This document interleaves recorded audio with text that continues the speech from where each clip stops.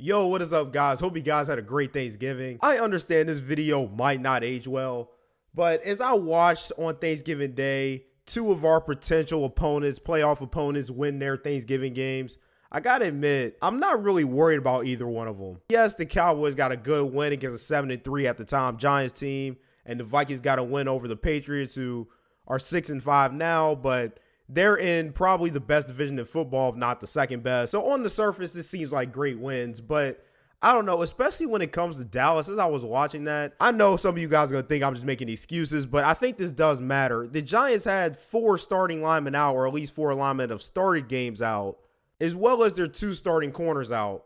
That really changes the game, especially when you're talking about a team that's not really deep to begin with, that's overachieving to begin with. And yes, I do want to say that I think the Giants are starting to come down to earth a little bit. They still are a good team that's way better than what I expected.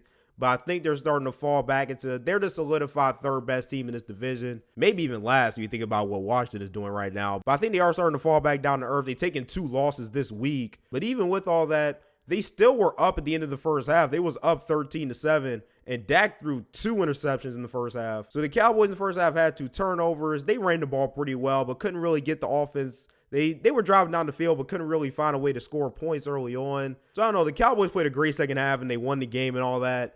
But I don't know. I just don't have the takeaway of the Cowboys are a scary team that I should be afraid of. I just see Dak is just a little bit inconsistent. And if you stop the run, I think you can get to this team. And then going to the Vikings, they, like I said, they had a good win against the Patriots, and Justin Jefferson did his thing, 9 catches, 139 yards, made some impressive catches. He's so tough to stop, and he's going to be a problem for the team in the NFC and every team they play for years to come. I guess with me and the Vikings, it wasn't really about that game. It was just Kirk Cousins can do this, where he'll throw 3 touchdowns and complete 30 or 37 passes, but then he'll have games like he had against my Eagles, like he had against the Cowboys, but he'll have games like that. So if you get the Vikings that beat the Bills and the offense looks like this against the Patriots, that's a scary team that might have some you might have some problems with.